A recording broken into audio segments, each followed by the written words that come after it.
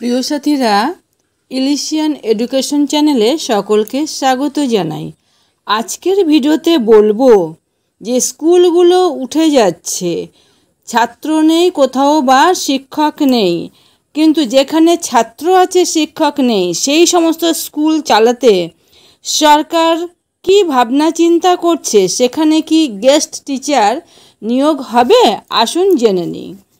গত 29/8/2024 তারিখে government of West Bengal office of the district magistrate SSK-MSK সেলের ডিএনওর কাছ থেকে সমস্ত ব্লক ডেভেলপমেন্ট অফিসারের কাছে যে চিঠি এসেছে সেখানে উল্লেখ করা হয়েছে সহায়ক সহায়িকা সম্প্রসারক সম্প্রসারিকাদের ওয়ার্কিং স্ট্যাটাস এবার থেকে প্রতি মাসে জেলা শিক্ষা দপ্তরে জমা দিতে হবে। অর্থাৎ কোন স্কুলে একজন সহায়িকা বা সহায়ক দিয়ে পরিচালিত হচ্ছে, কোন স্কুল দুজন সহায়ক সহায়িকা দিয়ে পরিচালিত হচ্ছে, বা কোন স্কুল তিনজন সহায়ক সহায়িকা দিয়ে পরিচালিত হচ্ছে, এরকমভাবে MSK-তেও এই সেম রিপোর্ট দিতে হবে কোন স্কুল একজন সম্প্রসারক সম্প্রসারিকা দ্বারা পরিচালিত হচ্ছে, বা কোন MSK 6 জন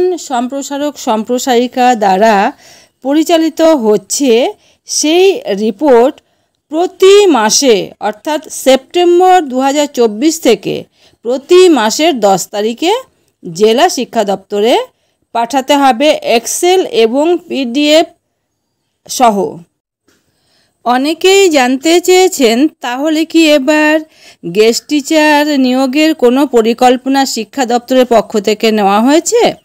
না, এখনও পর্যন্ত এরকম কোনো সিদ্ধান্তের অর্ডার আসেনি। তবে যে কেন্দ্রে সহায়ক সহায়িকা বা সম্প্রসারক সম্প্রসারিকার সংখ্যা বেশি আছে সেখান থেকে তাদেরকে তুলে নিয়ে পার্শ্ববর্তী কেন্দ্রে দেবার নির্দেশ আছে। কাছাকাছি কোনো কেন্দ্রে সম্ভব না হলে দূরবর্তী কেন্দ্রে দেওয়া হবে।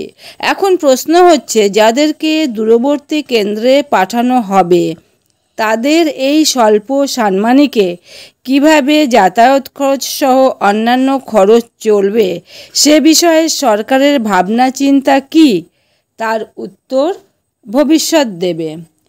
আশা করি বোঝাতে পেরেছি। আজ এই পর্যন্ত। সকলে ভালো থাকুন। ধন্যবাদ।